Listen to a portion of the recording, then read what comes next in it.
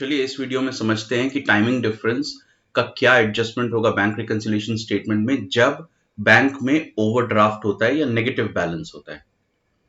तो सबसे पहले check issued but not presented for payment.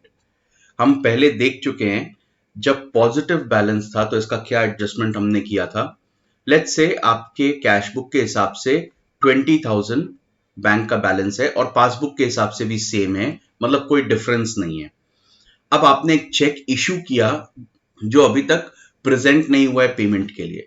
इसका मतलब जैसे ही आपने चेक इशू किया, आपने अपनी कैश बुक में बैंक कॉलम में क्रेडिट की एंट्री कर ली, यानी अपने बैंक बैलेंस को एज पर कैश बुक कम कर लिया बाय 5,000। लेट्स से 5,000 का चेक था, लेकिन पासबुक में तो अभी तक ये एंट्री आई नहीं है क्योंकि थोड़ा टाइम लगता है, ये हम पहले ही डिस्कस कर चुके हैं।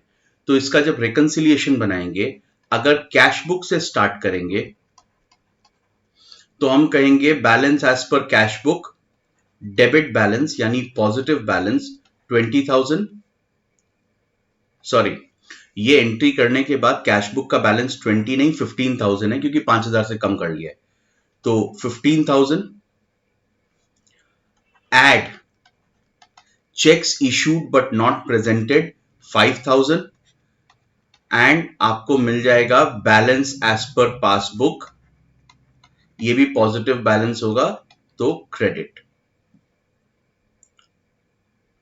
अब यहां पर check issued but not presented को ऐड किया गया है फेवरेबल बैलेंस या पॉजिटिव बैलेंस के केस में। अब देखते हैं नेगेटिव बैलेंस जब होगा तो इसका क्या ट्रीटमेंट होगा। लेट अस से आपकी कैश बुक के हिसाब से बैंक में -5,000 बैलेंस है और पासबुक के हिसाब से भी सेम बैलेंस है -5,000। मतलब ये ओवरड्राफ्ट सिचुएशन है।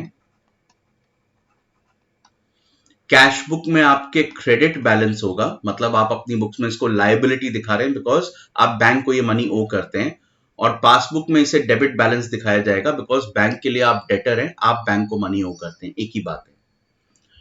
अब जैसे ही आपने चेक इशू किया पेमेंट के लिए, आप अपनी बुक्स में जो एंट्री करेंगे उसमें आप जिसको भी आप पेमेंट कर रहे हैं, क्रेडिटर को पेमेंट कर रहे हैं, तो क्रेडिटर अकाउंट को आप डेबिट करेंगे और बैंक अकाउंट को आप क्रेडिट करेंगे, मतलब अपने पैसे कम करेंगे।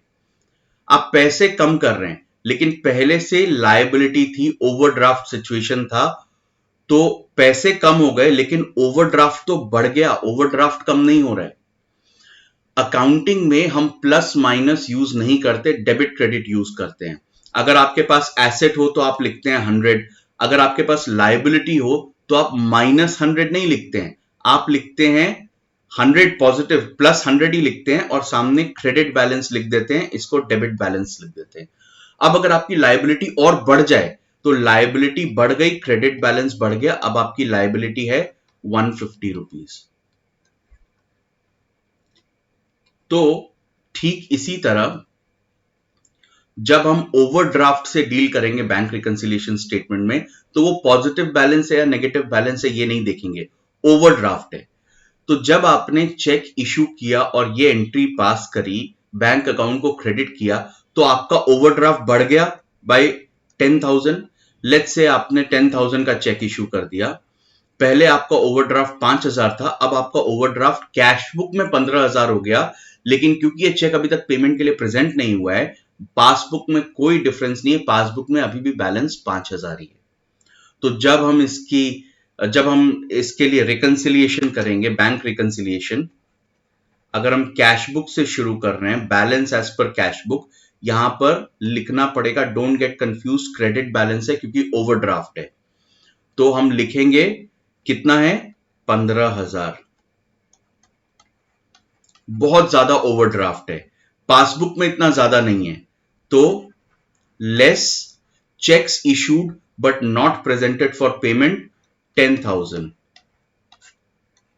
Balance 5,000, this will be as per passbook, पर ये होगा डेबिट बैलेंस, मतलब ओवरड्राफ्ट। तो अनफेवरेबल बैलेंस, ओवरड्राफ्ट या नेगेटिव बैलेंस जो भी कहें, उस केस में इस तरह से रिकंसिलिएशन होगा।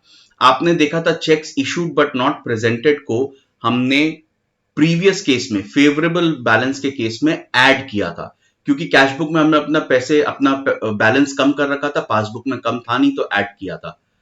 अनफेवरेबल के केस में हम लेस करेंगे, क्योंकि अब हम एसेट की नहीं लायबिलिटी की बात कर रहे हैं, ओवरड्राफ्ट की बात कर रहे हैं। एक बार फिर से इसको समझ लीजिए, जैसे ही हमने ये एंट्री करी हमने अपना ओवरड्राफ्ट बढ़ा लिया, जो पासबुक में अभी तक बढ़ा नहीं है, तो अब उसको कम कर देंगे रिकंसाइल करने के लिए। ये था अगर हम कैश बुक से शुरू करें। ये सेम सिचुएशन अगर हम पासबुक से शुरू करते हैं तो फेवरेबल बैलेंस के केस में क्या होगा, एज पर पासबुक कितना है 20,000, क्रेडिट बैलेंस मतलब पॉजिटिव बैलेंस 20,000। हमने अपनी कैश बुक में 5,000 पेमेंट की एंट्री रिकॉर्ड कर ली, बैलेंस को कम कर लिया, तो रिकंसाइल करने के लिए यहां पर लेस करना पड़ेगा 5,000 and we will get balance as per cash book, debit balance यानी पॉजिटिव बैलेंस। ओके, यही सेम चीज अनफेवरेबल बैलेंस के केस में कैसी होगी जब पासबुक से शुरू करेंगे। Let's see, balance as per passbook, debit balance यानी ओवरड्राफ्ट यानी अनफेवरेबल बैलेंस 5,000, लेकिन कैश बुक में हमने अपने ओवरड्राफ्ट को बढ़ा रखा है, क्योंकि 10,000 पेमेंट की एंट्री ऑलरेडी कर ली है। तो ऐड करेंगे cheques issued but not presented for payment 10,000, balance as per cash book, credit balance कितना है 15,000। तो अनफेवरेबल बैलेंस के केस में cheque issued but not presented for payment का इस तरह से रिकंसिलिएशन बनेगा। इसको एग्जाम्पल देख लेते हैं नंबर्स के साथ। सपोज आपकी कैश बुक में ओपनिंग बैलेंस था क्रेडिट बैलेंस 15,000, आपने क्रेडिटर को चेक दिया 5,000 का, तुरंत एंट्री कर ली, आपका बैलेंस हो गया 20,000 क्रेडिट बैलेंस। डेबिट साइड में लिखा है ना क्लोजिंग बैलेंस, क्रेडिट बैलेंस है। पासबुक में ओवरड्राफ्ट 15,000 था और अभी भी 15,000 ही है, क्योंकि ये एंट्री अभी तक आई नहीं है। तो हम शुरू कर रहे हैं कैश बुक से और हमें जाना है पासबुक की तरफ। कैश बुक में अब देखिए, ध्यान रखिएगा, ओवरड्राफ्ट हमने बढ़ाया है, पैसे कम किए हैं, लेकिन हम एसेट की बात नहीं कर रहे हैं, हम लायबिलिटी की बात कर रहे हैं। तो लायबिलिटी हमने बढ़ाई है, तो कैश बुक में हमने 5,000 लायबिलिटी बढ़ा ली, यहां पर वो है नहीं, तो इसको रिकंसाइल करने के लिए हमें -5,000 करना पड़ेगा, राइट। ये बहुत ध्यान से रिकंसिलिएशन बनाते टाइम डेबिट और क्रेडिट को बहुत ध्यान से लिखिएगा। यहां पर क्रेडिट बैलेंस मतलब नेगेटिव बैलेंस है, या फिर ये तो लिखना ही है, यहां बैलेंस लिखने की जगह आप ओवरड्राफ्ट भी लिख सकते हैं। तो overdraft as per cash book या ओवरड्राफ्ट एज पर पासबुक भी लिख सकते हैं। तो 20,000 ये आपका बैलेंस है ओवरड्राफ्ट का, लेकिन आपने जो बैलेंस बढ़ा रखा है ओवरड्राफ्ट का जो पासबुक में नहीं है, उसको लेस कर देंगे, यहां पर इसको लेस कर देंगे और आपको पासबुक का बैलेंस मिल जाएगा, ओवरड्राफ्ट बैलेंस 15,000। तो ये वाला हम एग्जाम्पल ऑलरेडी देख चुके हैं। यहां पर आपने ओवरड्राफ्ट बढ़ा लिया, यहां से शुरू करके इधर जाना है, तो अब इसको -5K कर देंगे, ये हमने अभी जस्ट देखा। अगर यही सेम चीज पासबुक से शुरू करते, एक बार फिर देख लीजिए, पासबुक से शुरू कर रहे हैं और कैश बुक की तरफ जा रहे हैं, तो हम क्या करेंगे, हमने यहां पर कोई एंट्री नहीं करी है, लेकिन कैश बुक में हमने अपना ओवरड्राफ्ट बढ़ा रखा है बाय 5,000, तो इसको रिकंसाइल करने के लिए मेरे को यहां पर +5,000 करना पड़ेगा।